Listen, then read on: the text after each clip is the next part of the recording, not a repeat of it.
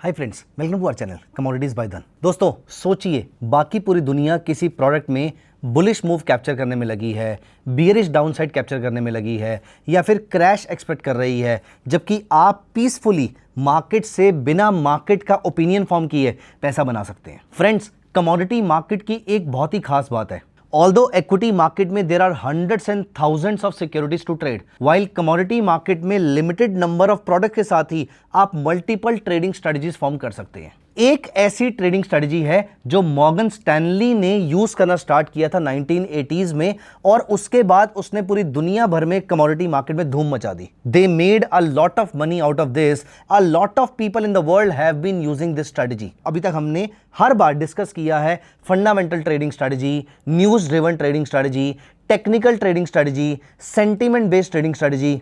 दोस्तों, there is something called quant based trading strategy या फिर statistical based trading strategy. Morgan Stanley ने 90s में स्टैटिस्टिकल एनालिसिस करना शुरू किया और इसके थ्रू कुछ ऐसी चीजें पता करी जो आज कोर फाउंडेशन है कुछ टाइप की ट्रेडिंग स्ट्रेटजीज की। जैसे कि अगर एक घर बनता है, फॉर एग्जाम्पल आपको मालूम होगा इंडिया में तो हम जितना मर्जी, हमारी मर्जी, हम जितना मर्जी आयरन यूज करें, ब्रॉडली कॉपर यूज करें, एज इन रूल्स हैं उसको लेकर, लेकिन उतने स्ट्रिंजेंट रूल्स नहीं है। लेकिन यहीं पर अगर हम यूएस की बात करें, जापान की बात करें, यूके की बात करें, इन सारी डेवलप्ड कंट्रीज के अंदर आपका अगर एक घर बनेगा तो उसमें एक X amount of copper use होगा, Y amount of zinc use होगा, Z amount of nickel, aluminium, lead, ये सब कुछ यूज होगा। मतलब मेटल्स कंजम्पशन होगी। मतलब एक घर बनेगा तो ब्रॉडली सारे मेटल्स कंज्यूम होंगे। अब अगर किसी कंट्री की, स्पेशली अगर हम यूएस की बात करें, घरों की मार्केट स्ट्रांग हो रही है, मतलब ज्यादा घर बिक रहे हैं, तो सिर्फ ऐसा तो नहीं है कॉपर कंज्यूम हो रहा होगा, वहां पे निकल भी हो रहा होगा, लेड भी हो रहा होगा, जिंक भी हो रहा होगा। और इससे हमें एक आइडिया मिलता है, मॉर्गन स्टैनली ने यहां पर एक आइडिया निकाला। इसका मतलब यह है कि जब कॉपर ऊपर जाएगा तो वो अकेला ऊपर नहीं जाएगा, निकल को भी लेकर जाएगा, जिंक को भी लेकर जाएगा, लेड को भी लेकर जाएगा, एल्यूमिनियम को भी लेकर जाएगा। ठीक उस तरीके से गोल्ड और सिल्वर आर हाईली कोरिलेटेड, क्योंकि अगर गोल्ड बहुत ज्यादा महंगा हो जाता है तो लोग गोल्ड की जगह सिल्वर को एक्यूमुलेट कर लेते हैं। ऑफ कोर्स सिल्वर के मल्टीपल यूजेस और भी होते हैं, लेकिन गोल्ड और सिल्वर कोरिलेशन बहुत ज्यादा होता है। तो मॉर्गन स्टैनली ने ये चीज देखी और ये सोची कि ये पता करते हैं कौन कौन सी कमोडिटीज ऐसी है जिनका कोरिलेशन सिग्निफिकेंटली हाई है। फॉर एग्जाम्पल, कुछ ऐसे प्रोडक्ट्स होते हैं जिनका कोरिलेशन हम सोचते भी नहीं है, लेकिन वो एक्चुअली में बहुत हाई होते हैं। मैं आपको एग्जाम्पल देता हूं। आपका कोई भी मेटल प्रोड्यूस नहीं हो सकता अगर क्रूड महंगा हो जाएगा तो। मतलब कहने का मतलब क्या है, ऐसा नहीं है कि प्रोड्यूस ही नहीं हो सकता, लेकिन वो महंगा प्रोड्यूस होगा। अगर मेटल को प्रोड्यूस करने में एक्स अमाउंट की कॉस्ट आ रही है तो उसमें एक बहुत बड़ा पोर्शन क्रूड ऑयल का होता है। तो अगर क्रूड ऑयल महंगा हो जाएगा तो मेटल्स की प्रोडक्शन ऑटोमेटिकली महंगी हो जाएगी। मेटल्स की प्रोडक्शन महंगी हो जाएगी तो इनके प्राइसेस ऑटोमेटिकली बढ़ जाएंगे। इसका मतलब जब क्रूड के प्राइसेस बढ़ेंगे तो मेटल्स के प्राइसेस भी बढ़ेंगे। विश्वास नहीं होता? आइए मैं आपको यहां पर लाइव चार्ट्स के थ्रू दिखाता हूं, और मैं दिखाता हूं एक ऐसी ट्रेडिंग स्ट्रेटजी जो स्टैटिस्टिकल एनालिसिस का पार्ट है और इंस्टीट्यूशंस यूज करते हैं। दोस्तों, आज की इस वीडियो में मैं आपके साथ वो स्ट्रेटजी क्या होती है ये डिस्कस करने वाला हूं। लेकिन अगर आप चाहते हैं कि हेज फंड्स कैसे इस स्ट्रेटजी को ट्रेड करते हैं मैं आपको ये भी बताऊं, तो वो मैं अगली वीडियो में आपके साथ डिस्कस कर सकता हूं। अगर आप चाहते हैं कि मैं वो डिस्कस करूं तो कमेंट्स में हेज फंड ट्रेडिंग स्ट्रेटजी लिखिएगा, मैं जल्दी वो वीडियो आपके लिए लेकर आऊंगा। लेकिन अभी के लिए मैं आपको एक इंटरेस्टिंग चीज दिखाता हूं। ये देखिए, यहां पर अभी जब से स्ट्रेट ऑफ हॉर्मुज बंद हुआ है तब से लगातार हमारे कॉपर के प्राइसेस ऊपर जा रहे थे। ये देखिए, ये हमारा मार्च का पीरियड है जहां पर वो अटैक हुआ था। प्राइसेस पहले नीचे गए क्योंकि ग्लोबल रिसेशन आने का डर था, लेकिन जैसे ही स्ट्रेट ऑफ हॉर्मुज बंद हुआ वहां से कॉपर के प्राइसेस अप्रॉक्सीमेटली 34% ऊपर चले गए। ये रहे एल्यूमिनियम के प्राइसेस। एल्यूमिनियम के प्राइसेस भी ऑलमोस्ट सेम डेट के आसपास से बढ़ने शुरू हुए, और यहां पर देखिए ये भी 32% ऊपर गए हैं। नॉट जस्ट दिस, यहां पर अगर आप जिंक के प्राइसेस को देखेंगे तो जिंक के प्राइसेस भी ब्रॉडली वहीं पर बॉटम लगा के 25% ऊपर गए हैं। और यहाँ पर अगर आप लेड के प्राइसेस को देखेंगे तो वो भी ब्रॉडली यहाँ से ऊपर ही गए हैं, अप्रॉक्सीमेटली 15%। अब सिर्फ डिफरेंस कहाँ पर आया, कोई 15% ऊपर गया, कोई 25% ऊपर गया, कोई 35% ऊपर गया, लेकिन सभी का ट्रेंड आपको सिमिलर देखने को मिला, क्योंकि किसी की वॉलेटिलिटी कम होती है और किसी की वॉलेटिलिटी ज़्यादा होती है। अब सोचिए, अगर आप इस चीज़ की स्टडी कर पाते कि कोई एक प्रोडक्ट आउट परफॉर्म कर सकता है। फॉर एग्जाम्पल, अगर आप यहाँ पर देखेंगे तो कॉपर के जो फ्यूचर्स हैं वो अप्रॉक्सीमेटली 35% ऊपर गए हैं, जबकि लेड के जो फ्यूचर्स हैं वो यहां पर 15% ऊपर गए हैं। तो यहां पर क्या कर सकते थे, मेटल्स दोनों साथ में चल रहे हैं, दोनों का कोरिलेशन हाई है, दोनों ऊपर गए हैं, सेम पीरियड में दोनों ऊपर गए हैं और सेम पीरियड में दोनों की करेक्शन भी स्टार्ट हो चुकी है। लेकिन यहां पर मैंने क्या किया, मैंने यहां पर एक स्ट्रेटजी क्रिएट करी, buy copper and sell lead. और यहां पर मैं एक मेटल पे बुलिश हो गया, एक मेटल पे बियरिश हो गया। मैं इकोनॉमी को लेकर अभी भी न्यूट्रल हूं। मुझे नहीं पता कि रिसेशन आएगा नहीं आएगा, वॉर एस्केलेट करेगा नहीं करेगा, सीज फायर होगा नहीं होगा, स्ट्रेट ऑफ हॉर्मुज खुलेगा नहीं खुलेगा, मुझे कुछ नहीं मालूम है। लेकिन मैंने एक मेटल में बाय कर लिया, एक मेटल में शॉर्ट सेल कर लिया।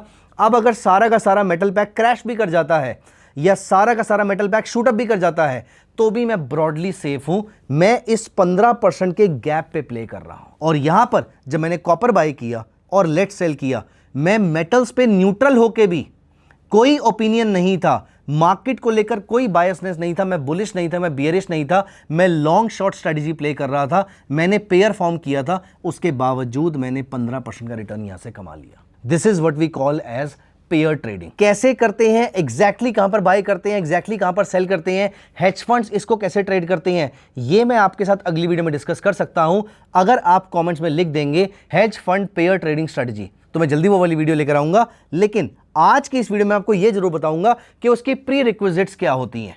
सबसे पहले आपको एक चीज ढूंढनी है कि कौन कौन से ऐसे प्रोडक्ट्स हैं कमोडिटीज के अंदर which are highly correlated, logically and statistically. दोनों में से कोई एक भी चलेगा, लेकिन लॉजिक एक बड़ा रोल प्ले करता है।